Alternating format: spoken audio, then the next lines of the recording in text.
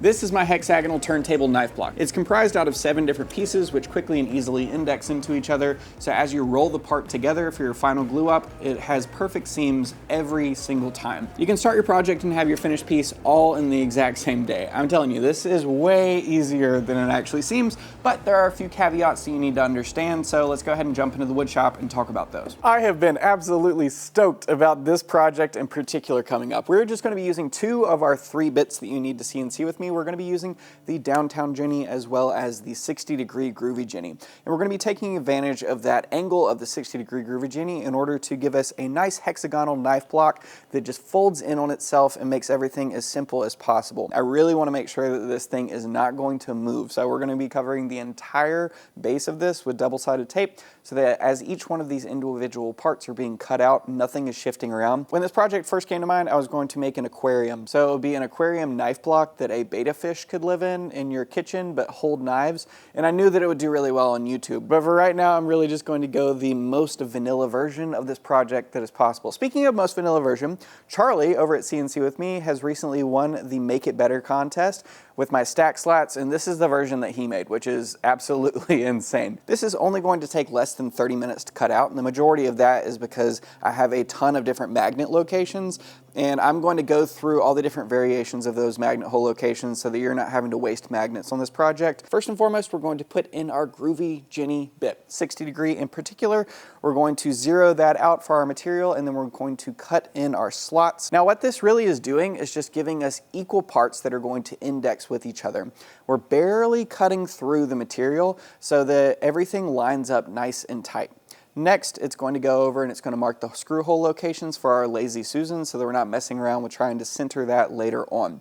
The exact Lazy Susan that I'm using is going to be linked down in the description below so everything matches up as closely as possible. Next, we're going to come in with our downtown Jenny bit. All we have to do is set our Z height to make sure that it understands where the bit is and then press go. After that, it is going to go through and it's going to cut out all of these pockets for our magnets. The really nice part is I'm going to go through and I'm going to put the magnets in different orientations so I can tell y'all what I feel is the best way to spread out these magnets, because if you fill every single one of these magnet holes, you're going to spend like $20 in magnets. So after we've made all the pockets on those magnets, we're going to come through and we're going to have our channel that our hexagon is going to sit in. This hexagon is not only going to serve as the base and somewhere for our Lazy Susan to attach to, but it's also going to serve as a way to align the part. So as we're gluing it up, everything stays aligned and nice and tight. You're not having to fiddle around with a ton of things. One thing that I didn't mention was this little ring that we cut here. That's just a slight recess for the Lazy Susan so that its components aren't dragging on the material as it's turning. Let's go ahead and pop this thing out because from what I see, things cut out perfectly.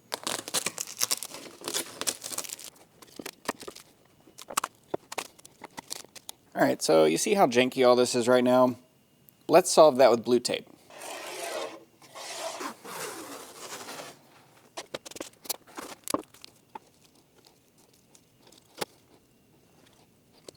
Everything cut out beautifully the second time around. So the first time around, this technique of using a specific angle to pierce through your material in order to get like a nice crisp way of gluing things up is honestly a little bit more tricky than you might have first assumed. I can guarantee you, even if this is your first project on a CNC machine, it is not difficult. There's just one little thing that we'll need to pay attention to, and I'll go into that for the toolpath tutorial on this specifically. Now, this is a CNC with me exclusive, so if you're interested in CNC with me and joining up with the membership, right now is the time to join because the very end of Founders Month, it's been going nuts. Here's the list of all the people.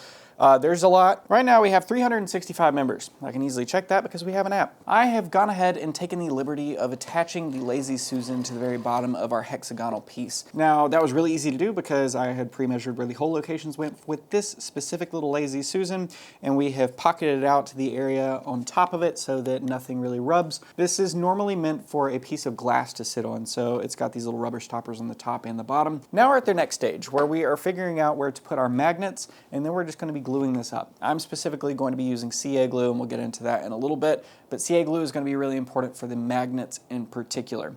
Now originally when I set this up, I put in a ton of holes. All these hole locations, I just assumed that I would need a ton because I didn't think that the magnets were going to hold as strong as they do, but sheesh, These little guys are just nuts. So the magnets are pretty expensive, which is why I had a lot of hesitation originally when purchasing them, because you take a small piece of plywood and then all of a sudden you're adding $20 worth of magnets.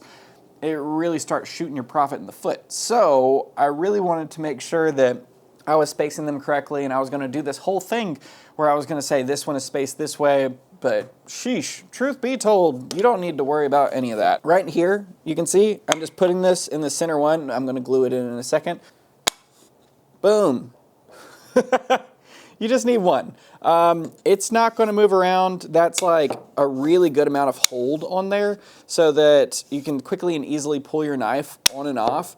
But I would just put one right here and then on each of the sides. I had put out all these holes, and honestly, the majority of the machining on the CNC was doing all of these holes, when in reality, I'm still going to leave them there for the vectors, just in case you want to be able to hold different things on this. But I'm just going to be putting 3 up on the top of each one of these. There's 6 times 3, so that's 18 of these magnets. And I think that that puts the magnets under like $6 worth of magnets. These specific magnets will be linked down in the description below this video. I put these up as closely to each other as I could. You really want to make sure that your edges are nice and crisp. You want the blue tape as nice and tight as possible, because that makes sure that your gaps right here are as small as possible. But especially when you're using plywood, obviously it's cut, so there's going to be a small gap anyways.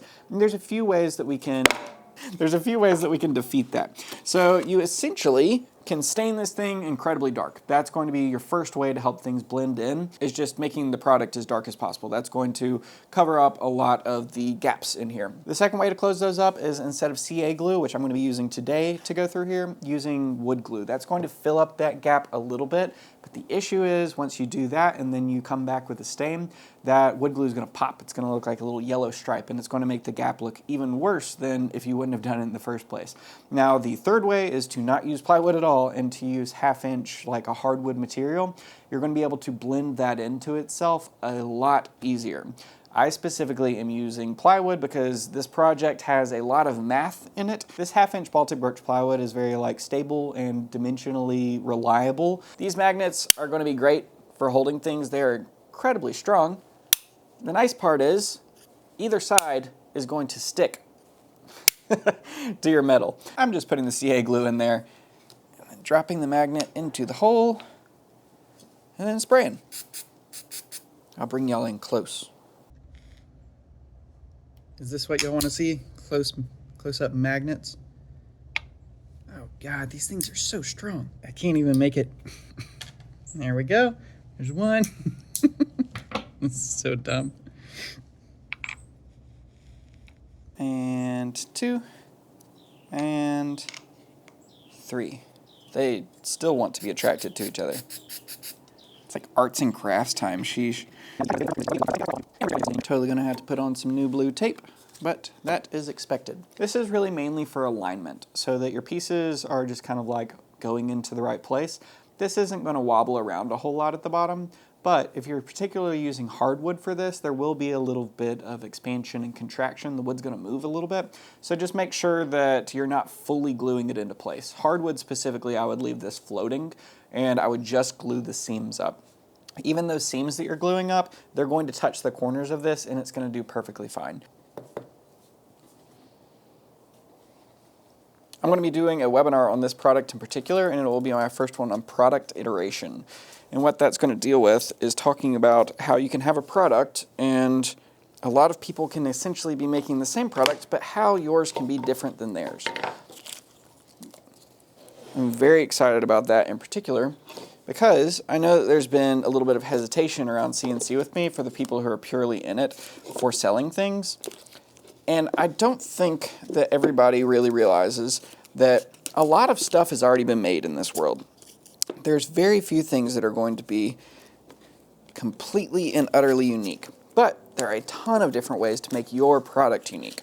So that's what we'll be talking about in our product iteration webinar. That's something that I'm very passionate about, and I know that a lot of people have trouble, especially just getting in the mindset of how to make it appealing, but also something that you're proud of, and more importantly, not something that you're stealing. as I was talking through that, which I'm sure that y'all have already realized, I didn't put any glue in the seams because I was so concerned about getting all the blue tape on it. Should I cut it out of walnut? That's gonna take like another 30 minutes of my day.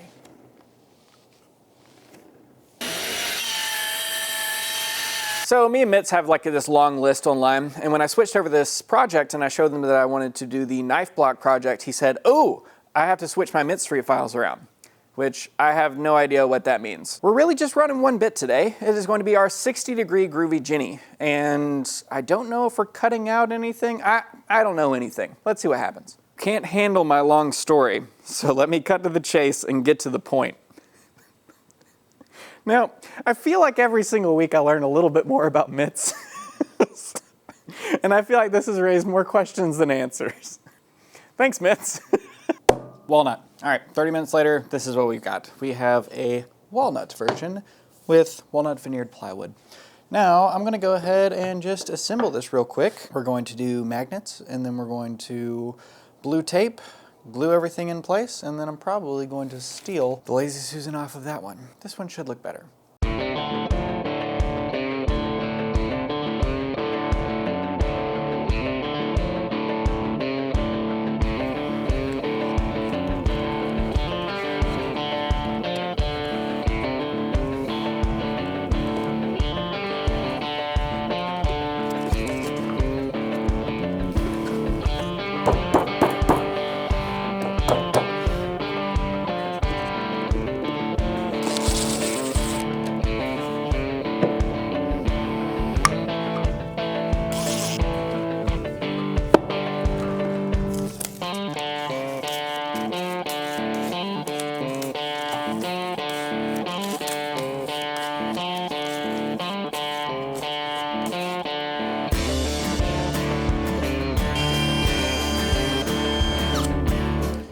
Do the underside before you install one, the Lazy Susan.